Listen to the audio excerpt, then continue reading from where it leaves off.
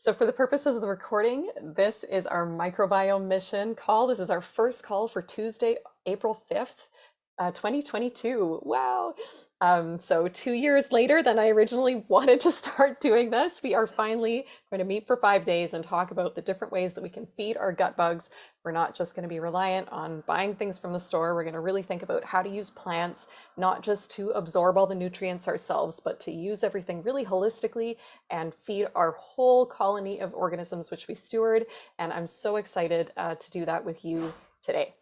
So, if you have not yet received a copy of the slides, you'll receive them later. There is a lot of information on these slides. We might not talk about all of it, or we might talk about something that's not in the slides. So just know that you're going to have the posting of the recording of this for a few days. And if you're in VIP, you get to kind of keep it permanently, download it and stuff. And we're each going to get a copy of the slides and of the sources later, so you don't have to write everything down. If you have questions while we're in the middle of the presentation, go ahead and type them into the chat, or you can type them into the Facebook group if you're watching on there, and I'll get to them afterward, and the ones on the chat I'll get to at the end of our quick presentation here. I'm hoping to be done in about 40 minutes with the slides, and then we'll see how it goes from there. I'm gonna share. All right.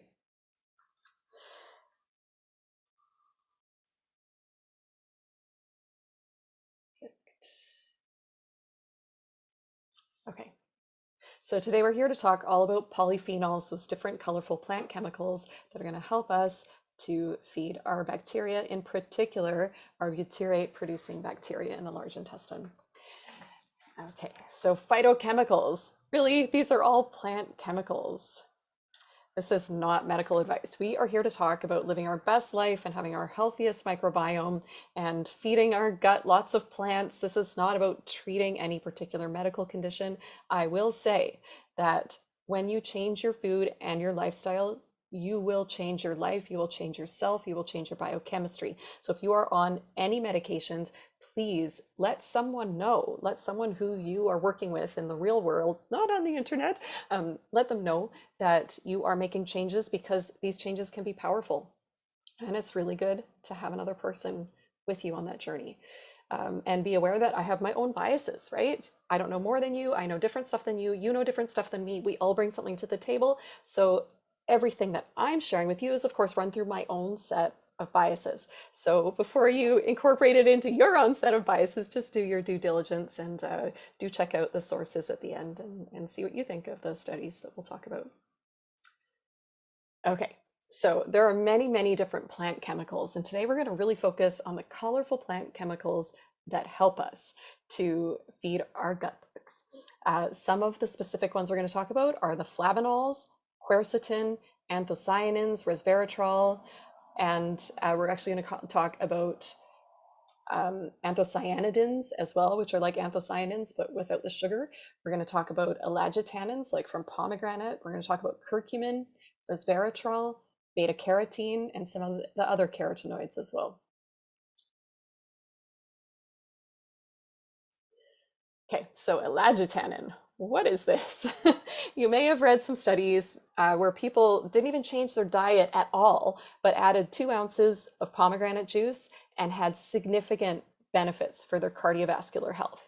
Like that's astounding. Why are we not all talking about this and shouting it from the rooftops? No other changes to diet or lifestyle. 2 ounces of pomegranate juice, significant benefits, lowering risk of heart disease and lowering cholesterol levels, so many things, right? Not to say that cholesterol is always evil, but there are different types of cholesterol. So elagitannins can be found in pomegranates, black raspberries, and walnuts, but it is mostly in pomegranates where we're going to encounter this. And the cool thing about this is it's not the substance in the pomegranate that's actually helping us. We need our digestive bacteria to convert these elagitannins so that we can benefit from them. Yes, so they must be converted by our gut bugs in order to do anything, which is another plug for whole food, right? Because if we're having it as actual fresh pressed juice from the pomegranate, then we are getting surface area coverage in our gut, right? It's very caveman, right? Like the juice, the liquid just covers this much, especially with all those microvilli in our gut.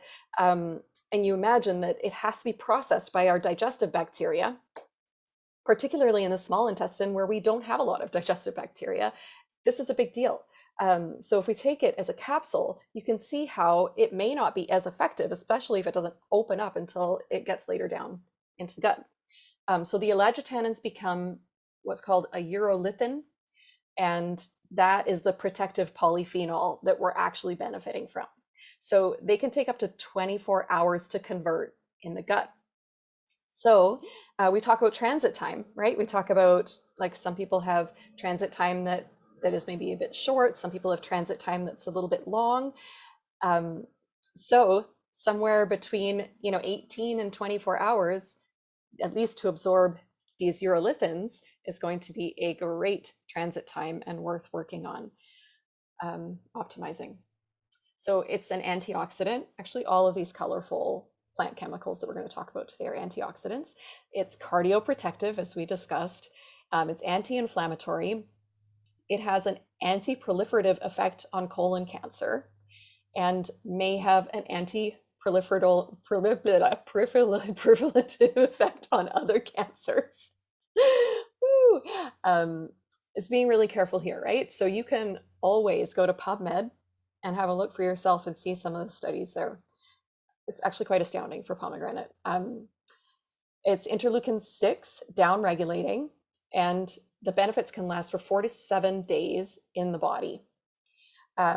So there's something in the gut called beta-glucuronidase, which we may talk about on some future calls this week, which can increase the effectiveness of these urolithins. It has to do with our hormone recycling. And exposure to the elagitannins in food can increase the conversion potential. So having it from real food again. Okay, so even that on its own is enough for this day. If you take one thing away from this call, I would love it to be that we need our gut bugs to convert these antioxidants into the ones that we benefit from. And just the pomegranate on its own is actually not doing anything in our body. We're so preoccupied about absorbing everything from our food, but actually just absorbing it isn't going to do it. We need our gut bugs to convert, and then we can absorb. And so same thing with the anthocyanins. You can get those are the blue foods. You can get it from beets, blueberries, purple sweet potato, blue sweet potato. You can also get purple actual potatoes, right? Pomegranate again, and black currant. You're going to see some things pop up with almost all of these phytochemicals. Pomegranate, blueberries, black currants. These things will come up. Cranberries, for almost each of these constituents. So if you may be saying, well, I can't tolerate blueberries or blackberries, or there's too much sugar, or there's too much something. So just find one blue food that you can do. So kale, purple kale, that works. Kohlrabi, something like that. There aren't that many compounds in nature that make things a bright color. Okay, so just some of the benefits of these anthocyanins when they have been processed by our gut bacteria and really help the gut bacteria to make something called butyrate. These anthocyanins can help us. They can be anti-diabetic, so they can help to stabilize blood sugar. They modulate the microbiome. They can actually discourage the unwanted bacteria or the opportunistic ones. They can reduce colon cancer risk factors, inflammation in the gut and throughout the body, symptoms of cardiovascular disease. They can help with weight loss. They can encourage butyrate production, which is really the mechanism through which all of this is happening. They can be good for memory and attention. They are strong antioxidants just on their own. That's helpful for our immune system and offers some UV protection, again, via the immune system. May reduce risk of Alzheimer's, may help maintain good vision and eye health, and can benefit circulation. Yeah. Yeah, so again, if there's something that you can't tolerate, find something that you can tolerate, find a purple food that you can tolerate, and know that you can actually do things to these foods to reduce the impact, the glucose impact on your system. For instance, you can ferment purple carrots or purple sweet potatoes so the bacteria eat up all that glucose, and then you're left with these great antioxidants and less available sugar, and hopefully a little bit of resistant starch for your body.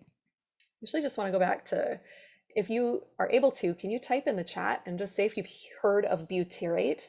I'm not going to go super deep into it because we're going to talk about it tomorrow. We're going to talk about all those long chain carbs, and so that's going to come up. But I do want to say it is a short chain fatty acid that is produced in our large intestines by a colony of bacteria that's taken care of by the bifidobacteria. Okay, and they want to eat complex carbs. And on their own, complex carbs are not enough. So if we're eating just grains, we're going to have a lot of the bacteria, but they're not going to make a lot of this butyrate. And the butyrate is the thing that helps us with our glucose regulation, helps us with sleep, helps us with our other hormones, and helps us to have good tight junctions in the gut. So AKA helping with leaky gut. So anthocyanidins, those are those things in cranberry that help us with our bladder health. You can also find it in hibiscus. It's like an anthocyanin, but just without the sugar bound to it. Similar benefits. The other thing about the anthocyanidins is that they can prevent E. coli from clinging to the mucosa in our body. That includes in our urinary tract and also in our digestive system. So it can be really helpful for, if you can imagine how that can help with gut balancing. Okay. Quercetin. So it's allergy season right now. I'm just gonna have some water.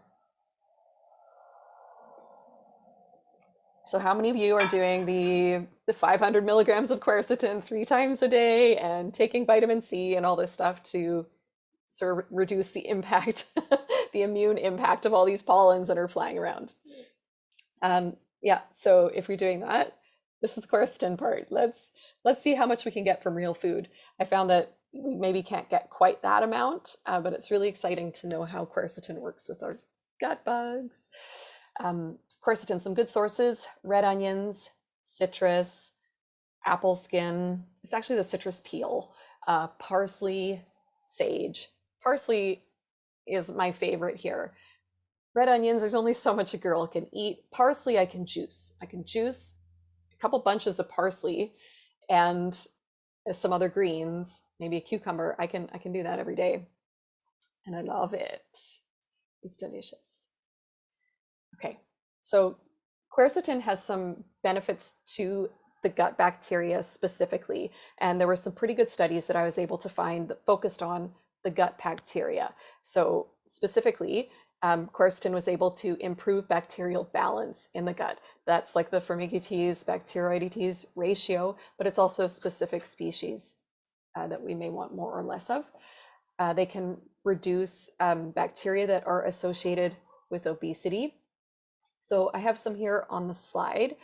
There's one species of Eubacterium, and actually E. coli is another one that, so since like the 80s, has been associated with obesity. They were, unfortunately, doing studies on mice. They were able to make them obese and not obese with giving them an overload of E. coli, which is actually part of our normal digestive flora. It's just things need to be in balance, right? Again, so quercetin can help attenuate the Firmicutes Bacteroidetes ratio. So if you've heard of that, you can type into the chat. These are this has been kind of like in the media a little bit lately, where if you have too many Firmicutes, then it's supposedly bad and can make you gain weight. But all of our probiotics are Firmicutes, just letting you know. So it's interesting. They can decrease the pH in the large intestine. Quercetin can, which is great. We want to have a nice low pH in the large intestine. And quercetin itself can also help increase the butyrate production. So there's a lot in here. I know it's a little bit dense. If you have any questions, just go ahead and type them into the chat. We can actually talk about this later with a little less jargon. So some of the benefits that we might feel from quercetin are that it will downregulate inflammatory responses. It can help to reverse toll-like receptor signaling from lipopolysaccharides. So when our bacteria produce something called lipopolysaccharides, if we have a bit of leaky gut, it goes through, and our immune system doesn't like this, right? Flags it up as a bad substance. It can actually cause, headaches, thyroid issues, so many different issues in the body. And so quercetin can actually help to calm that down. It can lessen the effect of a high sugar diet. So there was a study that I was reading about people that were on a high sugar diet, and they were just simply given quercetin. Yeah, and it helped them to also increase glutathione production. They tested the serum glutathione in that case. So there are actually a lot of great quercetin sources. So we've got our parsley, which I already kind of put my plug for parsley, but you'll notice that blueberries are in here again, elderberries in here, radish leaves are in here, and radishes are going to come up for something else a bit later, watercress. So even if we're on a bit of a lower glycemic diet, there are still some foods we can tolerate just fresh and unprocessed like this that are good quercetin sources. And yeah, like we might be taking a quercetin supplement for something, but having that chemical information from the whole food along with that extracted constituent is really, really, very helpful. Good for our bodies. Okay, so curcumin. We get this from turmeric. So if you have ever had turmeric and cut it open and had your hands stained yellow for a few days, you know it's a very colorful plant constituent. So it can help to reduce plasma lipopolysaccharide levels. It can help to reduce inflammatory interleukin signaling. It can improve intestinal barrier function. I'm talking about leaky gut here. It can help to prevent the onset of metabolic disease. It can help to reduce the symptoms of type 2 diabetes and atherosclerosis, even when it's not directly absorbed by us, right? So even when it's just going through our gut bacteria and they're processing it. We have this thing with curcumin where we take those supplements, right? Where they pair it with black pepper, which actually causes a little bit of like leaky gut to help it sort of transport through, and also helps in the liver as well. And we're just like, how can we absorb the most? Actually, even if we're not absorbing it, it can help to reduce the symptoms of some of these conditions that like our neighbors are suffering from, right? Type 2 diabetes, so on the rise right now. Yeah. It can help to decrease inflammatory microbes like the ruminococcus and the prevotella, the enterobacteria. So if you have had a gut test, ruminococcus is one of those normal species, right? But they are a methanogen. They can actually contribute to gut inflammation if they're out of balance, right? And one of the easiest ways that we can get things back in balance without getting super complicated is to add colorful fruits and veggies. At that point, if there's stuff that we cannot tolerate, then it's time to sort of do a bit of masterminding and figure out how to get past that barrier. All right. Yeah, so actually one more thing, our probiotics that we buy, the lactobacillus and the bifidobacteria, the curcumin can actually help those to have an advantage to grow in the gut, which is awesome. Okay, resveratrol, which is a still bean, where the other things we were talking about were flavonols. So grapes, cacao, blueberries, cranberries, these are sources of resveratrol. So you've probably read some of the studies on resveratrol, and you've probably realized that you would have to drink 3 bottles of wine to get the benefit from the resveratrol. So this is one that a lot of people do as a supplement, and I totally understand. But even if we're not getting that amount, that's been in the double-blind placebo-controlled study, in this case, it's maybe more isn't always better, right? We're getting stuff from whole food. It does have an impact, maybe not one that we feel right away. but I do believe that doing a little bit of something helpful does make a difference. So resveratrol has been shown to increase lactobacillus and bifidum. So again, those are probiotics that we buy. So how leveraged is that? If we're going to take a probiotic, or if we're going to make our own yogurt, then we can also have these colorful plant constituents that help to multiply that.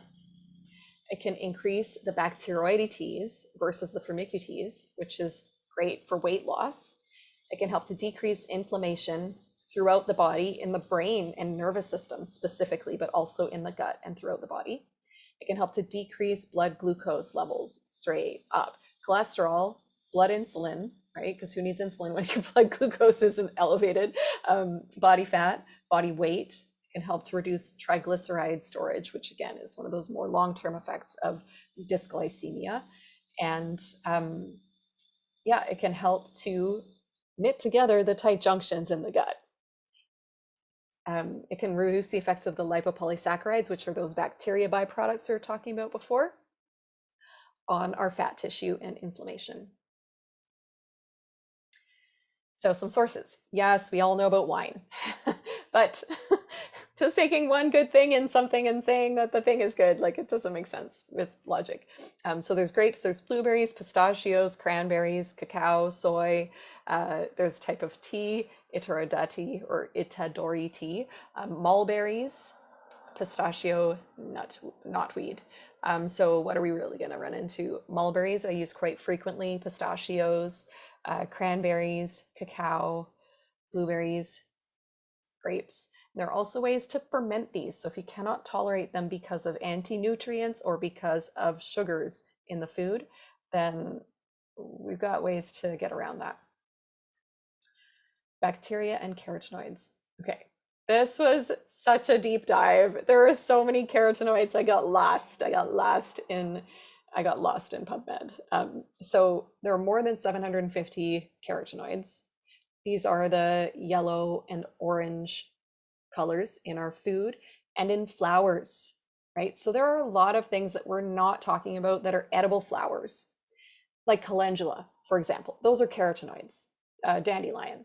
So, and also those two are also great sources of some other really helpful fats for us, the phosphatidylcholine, for example.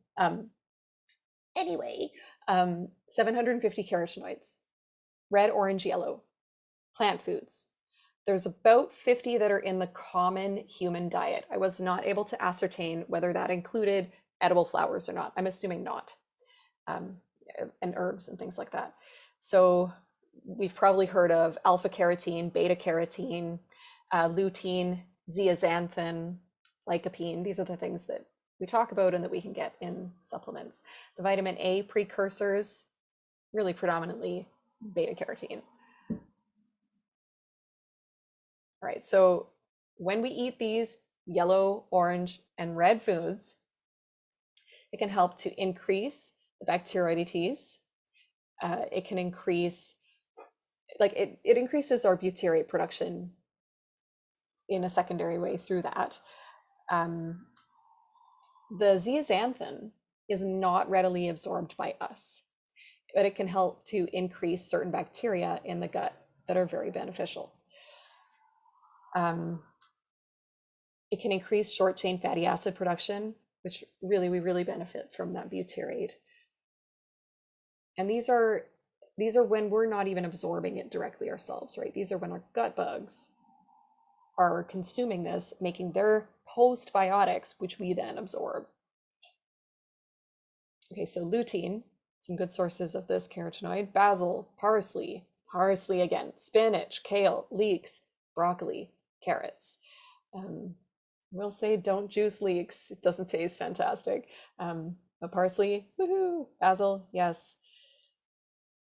In some of our green foods, we can find a lot of these colorful compounds, just how the leaves turn colors in the fall because the chlorophyll was hiding the other colors in the leaf. A lot of our plants, like parsley, are like that as well. Like, have you had, and it's okay, you don't have to admit it because I have you had parsley that you've left in the fridge and then it goes yellow, like bright yellow? So the green goes away, like you've killed your parsley, it goes yellow and it's a sad day. Um, right. Well, that's those other plant chemicals that have been hidden by the green. So some of our green foods are great sources of this if you're thinking, I can't tolerate any blue foods or yellow foods.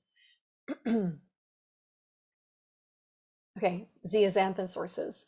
Microalgae, brown and red seaweeds, amazing for the gut in so many ways. We're going to talk about later in the week, but also contain the zeaxanthin. Basil, parsley again, spinach, see pistachios on there again. Okay, so beta carotene, when processed by our digestive bacteria, can help prevent weaning induced inflammation, right? So when you think about an infant that has had a diet of breast milk and is being introduced, like basically taking the world around them and taking it into their bodies for the first time. I mean, that's what the immune system is for. It's to communicate with these new foreign substances, right? Beta carotene really helps with our gut lining, is the bottom line. It helps with our digestive mucosa to make it robust, to have good immunity in there. It can help with inflammation in infants.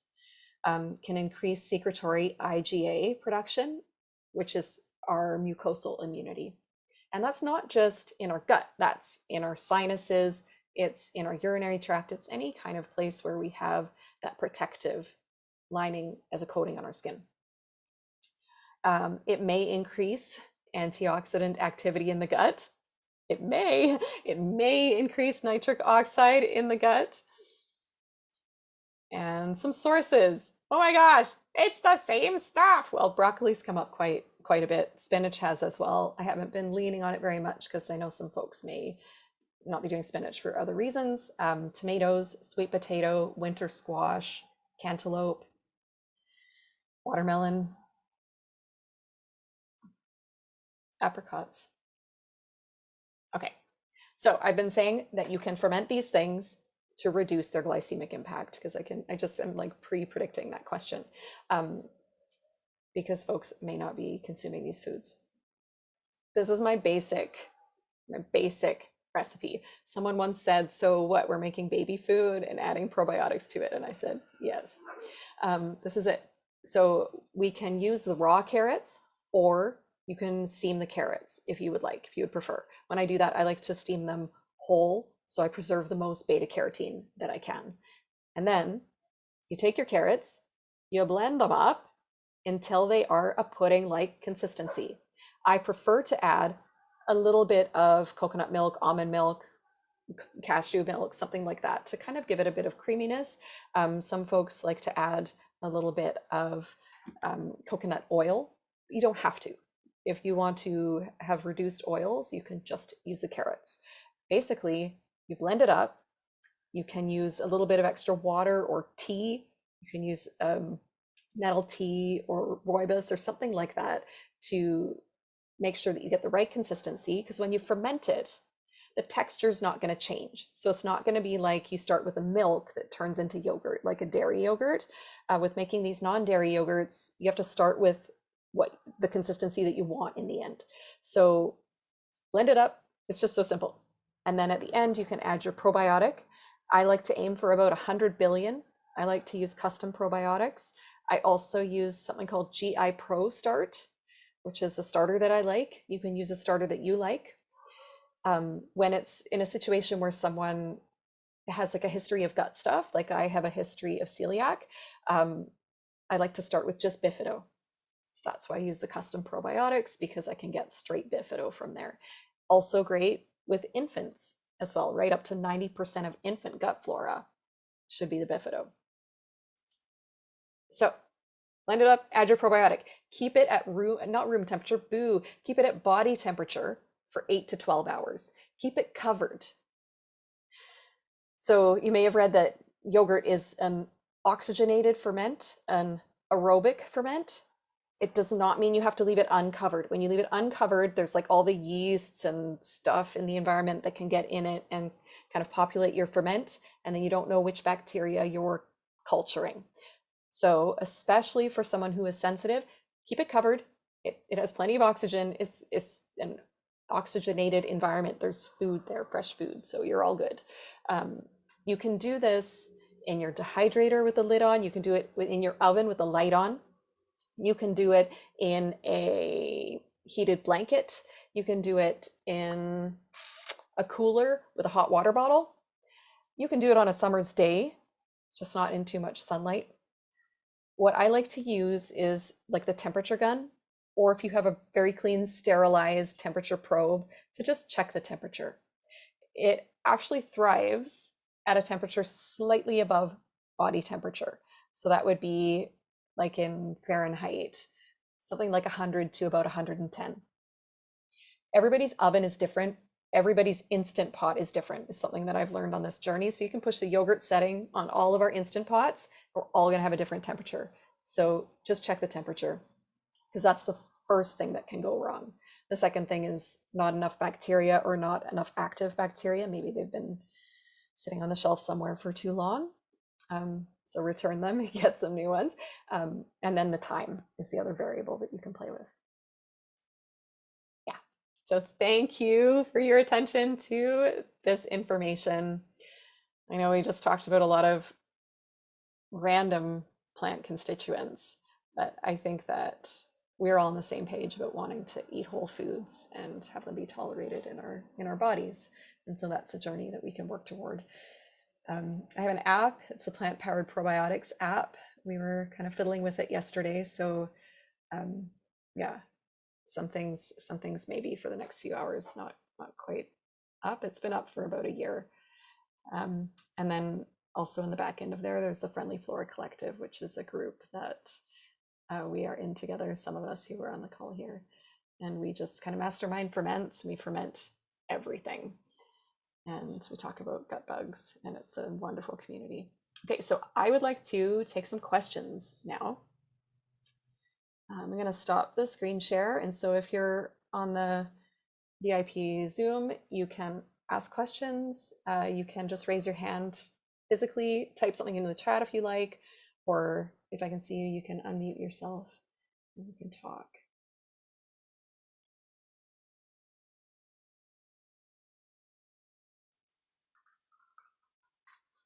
Okay, I'm going to try not to spend too much time on the chat, but good to see you here. Hi, Ronnie. All right. So, yes, what is the best way to get started? I always start with the bifido. It's something that we're going to talk more about on Saturday on the longer workshop. I always start with the bifido for the reasons that the bifido is the least likely to exacerbate SIBO. The bifido doesn't produce D-lactic acid, which is one of the ways that bacteria produce a very acidic environment. Great in the large intestine, not great in the small intestine. So if there's somebody who's struggling with motility issues or with a history of SIBO or anything like that, I like to start with the bifido because it is the least likely to contribute to that.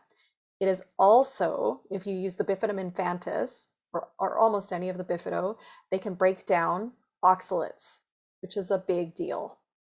So breaking down oxalates in the gut and in whatever food we've used them in to ferment. So like if we made an almond yogurt, we wanted to really reduce the oxalates, we could pop off the skins, we could soak it, even sprout it if we have lucky enough to get real raw almonds, and then we can use the bifidobacteria to reduce the oxalates in there. So you can read some studies on PubMed about how much the oxalates are reduced, but ultimately each of our ferments is going to be a little bit different because we're each in a different environment. Everything's different. So we can't guarantee anything, but it will reduce oxalates to some extent. And in some studies to quite a large extent. It will reduce lectins. These bifidobacteria can reduce lectins, and they can also reduce histamines, and they don't produce histamines. So if you are on a low histamine diet, or if it's springtime allergy season, or if you are a practitioner working with somebody who's on a low histamine diet, bifidobacteria help to break down the histamines, right? They produce that DAO, that enzyme that breaks them down. And so it's safe in so many ways, and it also replicates nature. in the way that infants will start by having those bifidobacteria being the first to colonize the digestive tract. And up to 90% of their digestive tract is bifidobacteria. And that declines. Is it normal? Is it optimal? I don't know, right? It just, in our current world, it declines as we age. We're lucky to have, 10% in midlife. That would be ideal. And it just continues to decline throughout our lives. So it's something that we can give ourselves to continue to have that level of immune regulation, that help with the gut lining, that help with sleep. That's another thing about bifido, right? So if I'm working with somebody, we've got all the pillars, right? They need to sleep, they need to balance their other hormones, they need to absorb water. Bifido helps with all of those things. Some great studies about bifido helping to absorb magnesium and calcium and helping to signal the absorption of water in the large intestine. Big deal. So starting with bifido, and then, well, the thing about bifido is it's hard to get in probiotics because it's more expensive for them to culture. So they'll culture the lactobacillus, and then the bifido are they need an anaerobic environment to be cultured, and so they're more expensive to culture. And so you'll see probiotics with like a ton of lactoacidophilus or something like that, and boo, and just like a little bit of bifido, right? Because they list them by volume, by mass. So you may have to kind of find a probiotic that has mostly bifido to start. So then we're getting into the lactobacillus. So after you've worked through that step, then you can add some lactobacillus salivarius and rhamnosus. Those are the next safest. And that's where I would get started. We're going to go more into like the further steps on Saturday, because there are some ways that I feel are logical to introduce things in a situation where someone is either young or old or have a history of anything. I figure by the time we're like online on some weird gut call, that we're either helping others or we're in a situation where we want to have a little bit more caution. So that's why I kind of lay things out in a careful way. Yeah, thank you, Paul. I can see you're on the road. I appreciate that. Yes, so the slides are posted in the Microbiome Mission Facebook group. They're also, they're supposed to be just for the VIPs, but I was having trouble with Zoom today, so I couldn't show them to you in the presentation. I'll also post the presentation so you'll see the slides on there as well. If that helps, but if you type into the chat, I can answer any question that you may have. Anything at all. So if you have some colorful fruits or veg that you have a way that you like to prep, we can also do a share. Nicole. Hi, so I don't know if you can hear me. I can hear you now. Background and cooking in the background, and anyway. So you mentioned radish leaves. So I was interested, are all radish leaves safe? Yes, and let me see which constituent it was. The radish leaves. Because they go very quickly, right? They're always the slimy thing that's around the radishes. Oh, so gross. But it's almost radish season, right? So we're almost able to get, at least in North America, a bunch of local radishes, right? Yeah, so quercetin. Okay. I would never have thought of eating that. Yeah, they're pretty good. They taste a bit radishy. So I don't know how much like spicy radish kind of style stuff that you want to eat, but I like them. Yeah, I mean, I like the radishes. So, and the Germans have these long white radishes. So there are a couple of things I grew up with that are probably good, but I don't know what's in them. Yeah. Like the rosehip tea, you mentioned the hibiscus. So I grew up drinking that, thinking it was just like the boring tea that the kids get, but there's actually some point to it. Yeah, totally. Yeah, totally. Well, that sounds nice. And I like the idea of fermentation. It's funny. I've never heard of any of this really. And it's not like, I've heard of, people here always talking about gluten-free, dairy-free. And I've gotten very tired of that because I find it very hard to verify. This feels like something you can work with and figure the other out, maybe. but it's not dogmatic, it's more creative. So I like that. Yeah, I like creative too. But yeah, we all have different situations with food, right? But at least with the fermenting, for the things that we can tolerate, it can help them to be easier on the body in so many ways. But I ask, you mentioned IgA as mucosal protection, and then here they do a lot of food sensitivity testing, and it often is IgA or IgG based. And I always am a little bit curious about the science of that. How much really is behind that. And so I'm just curious, from if you've done a lot of deep diving into these things, what your experience is with the value of that. Yeah, so okay, so the value and the validity I think are different for me. Because when you do one of those tests, I do believe that it is showing what is Mhm. happening in terms of IgA reactions in the gut, Okay. where I don't like the word reaction.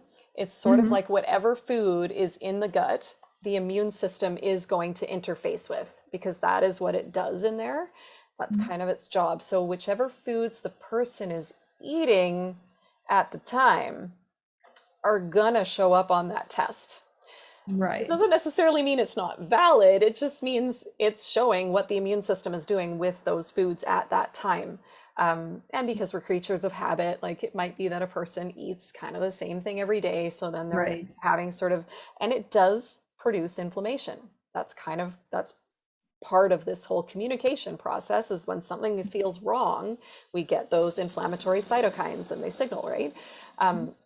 But so working predominantly with folks who have like raised their hand and said, I have a gut issue, I don't like doing those tests because I know it's going to show a bunch of things. I know we need to work on the balance of the gut. We need to work on leaky gut. We need to work on so many things. And if there's still something at that point that is then irritating the person, I like to do the IgA, IgG, and IgE testing at that point. Hmm. Because if I do the IgA right at the beginning, then I fear that long list of no, no, no, no, no. And then what happens is people jump ship and they go like, Hmm. there's nothing I can do about my health, so I quit. And so Hmm. that's where I don't find the information helpful. Yeah, I see. I see. Yeah, yeah. No, that makes sense. So do you? I'm sorry. I should probably stop. But do you start with someone who has leaky gut? Do you start with removing gluten? Uh, hmm. So I start by asking them history, symptoms, and things like that. I mean, gluten is a thing that is high on the list to figure out. I also like to start with gut tests, Hmm. Hmm. Yeah. especially because by the time I find this person, they've already done so many things, right? Hmm. So, but if they've done all of these things and they haven't really taken gluten out for a solid chunk of time, certainly it's on the chopping block. But I do Hmm. like to do testing, if that makes sense. Yeah, it does. Yeah, thanks. Yeah, Yeah, it's just yeah, something I've always wondered about. Yeah. yeah, Hmm. Yeah. yeah, yeah. Okay, all the questions are good questions. Let's go to here. Yeah, so you can raise your Zoom hand or you can raise your physical hand. I'm just gonna actually grab some questions from the Facebook group. So Frank says, does blending a resistant starch cause it not to be resistant starch anymore? Ooh. No, and I'm gonna have to get back to you on that. I'm gonna look into this. So no, if you're just like, if you take raw sweet potatoes and you blend them up for a couple minutes and then you make them into something that you don't cook, by the way, which we'll talk about tomorrow, resistant starch still there. I have had experiences with potato starch and starches from rice where I have a 1,000 liter fermentation tank from when I used to have a yogurt company, and we experimented with thickening with many different things. What the tank does is it stirs and it maintains body temperature for 12 hours. It's pretty awesome, right? So now that I'm not making yogurt anymore, what am I supposed to do with this tank? But anyway, what I noticed with this stirring process is that it actually thins the yogurt. It makes the starch less less starchy or less demulcent, less I like, you know how in a demulcent or in a starch, the molecules are very large and they're bumping up against each other. That's what makes it thick. The yogurt machine prevented that from happening via stirring. So I think you have a point about the blending. I need to look into this. But if it's like a short-term blend and then make into food, you're good. But it just depends how long is my guess, if that helps. Yeah. Yeah, that's a darn good question, Frank.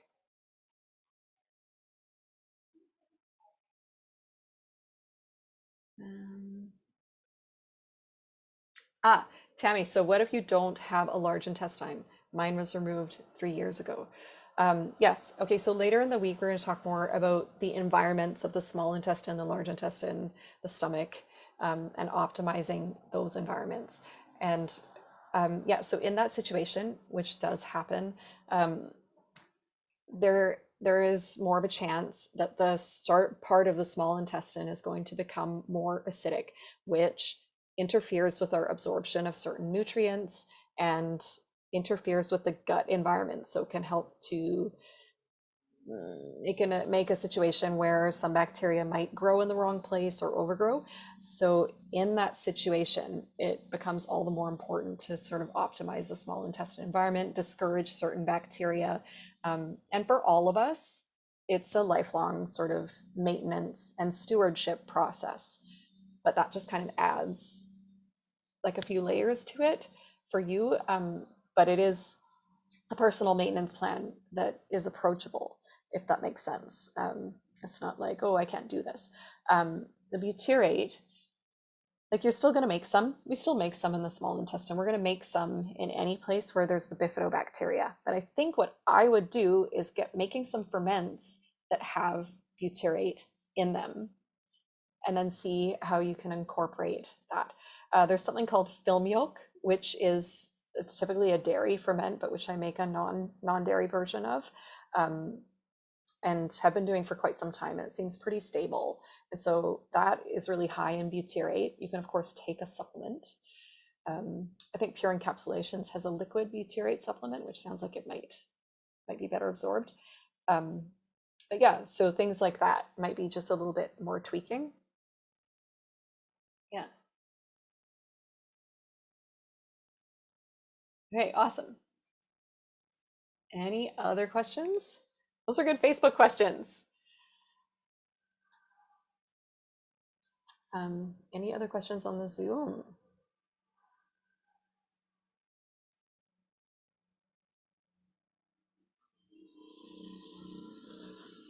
Ronnie, you got a question?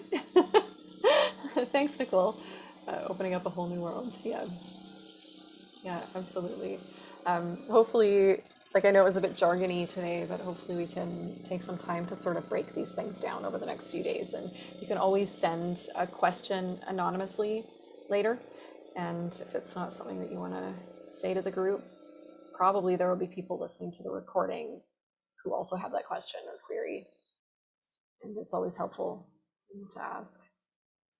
I just found it totally mind blowing when I started to think about how when we don't even absorb these antioxidants, they're still helping us by our gut bugs. Nanette, am I saying that right? Nanette?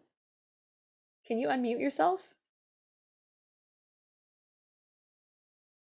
Yep. Yeah. Hello. Hey. How do you send questions? Hi. I've been trying to follow you and find you for several years. So thanks for doing this. Yeah, thank How you. do you send a question? Yeah, Can you okay, hear me? so I can hear you. Yeah, there's a bit of like a weird digital thing happening right now. I'm gonna I post, agree. yeah, I'm gonna post something in the chat here. You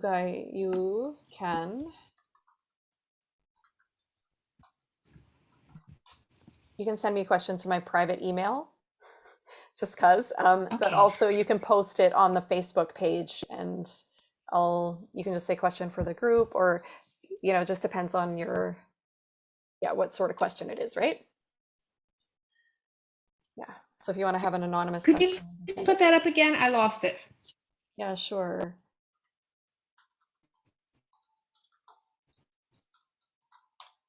How about that? Great, thank you. Yeah, awesome. Thank you.